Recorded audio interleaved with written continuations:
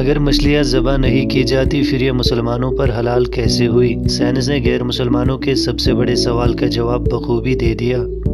ایسی حقیقت جان کر آپ بھی خود پر یعنی مسلمان ہونے پر رشک کرو گے۔ السلام علیکم دوستو، میں ہوں تنویر، آپ دیکھ رہے ہیں میری یوٹیوب چینل دی کور نالج۔ دی کور نالج میں آپ کا خوش آمدید۔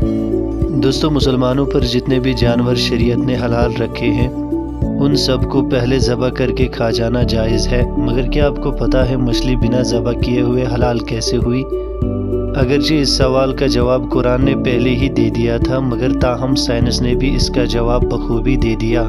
یہ سوال غیر مسلمانوں کے ساتھ ساتھ کچھ مسلمان بھائیوں کو بھی ہوگا، لہذا اس ویڈیو کو آخر تک دیکھیں اور اپنی معلومات میں اضافہ کیجیے۔ ویڈیو شروع کرنے سے پہلے آپ سب دوستوں سے گزارش ہوگی کہ ہمارے چینل کو سبسکرائب کیجیے اور بیل کے آئیکن کو بھی پریس کیجیے تاکہ ہمارے آنے والی معلومات آپ تک بآسانی پہنچ سکے۔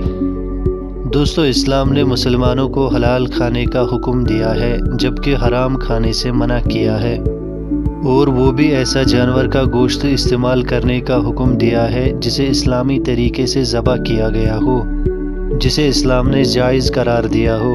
مگر غیر مسلمان نہ صرف حرام گوشت استعمال کرتے ہیں بلکہ اسلام کے اس حکم سے متعلقہ مچھلی کی مثال پیش کرتے ہوئے یہ سوال بھی اٹھاتے ہیں کہ اسے ذبح نہیں کیا جاتا تو پھر یہ کیسے حلال ہو گئی؟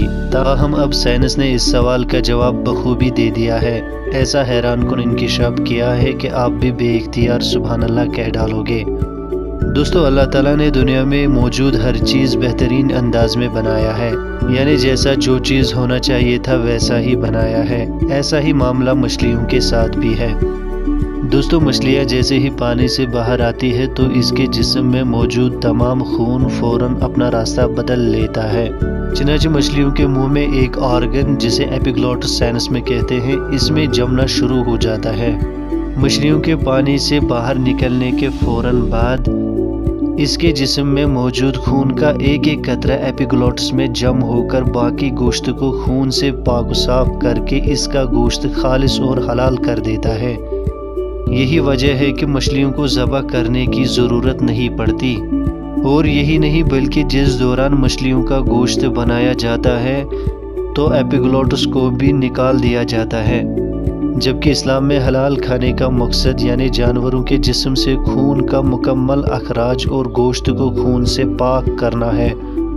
یہی وجہ ہے کہ سائنس نے اسلام میں حلال کھانے کے حکم کے پیچھے چھپی حقیقت بھی آشکار کی ہے، جس کے باعث غیر مسلمان بھی ہکا بکا رہ گئے ہیں، کیونکہ جب بھی کسی جانور کو ذبح کیا جاتا ہے تو اس کے دل اور دماغ کا رابطہ ختم نہیں ہوتا، اور دل اور جانوروں کے ورتوں اور شریانوں میں موجود تمام خون کے باہر نکلنے تک دھڑکتا رہتا ہے، اور اس طرح اس کا گوشت خون سے پاک و صاف ہو کر حلال ہو جاتا ہے۔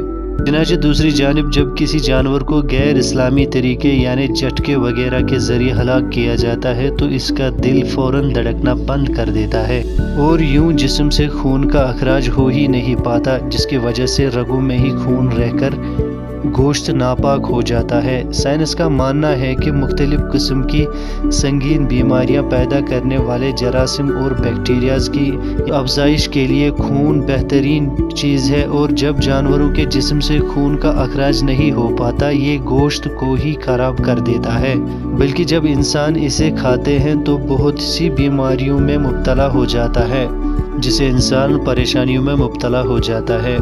دوستو، ہمیں شکر کرنا چاہیے تاکہ ہم مسلمانوں کے پاس جانور ذبح کرنے کا جواز اور حلال اور حرام کی وضاحت کا مدل الجواب ہو۔ اللہ پاک ہم سب کو دین کی سمجھ اور ہدایت خاص عطا فرمائے، آمین۔ دوستو، اگر آپ کو ہماری آج کی معلومات اچھی لگے تو اسے اپنے تک محدود نہ رکھیں، دوسروں تک بھی شیئر کیجیے، اور اسے لائک کر کے ہمیں اپنی رائے کا اظہار کمنٹ باکس میں ضرور کیجیے۔ ملتے ہیں نیکسٹ ویڈیو میں، تب تک دیجیے اجازت، خدا حافظ۔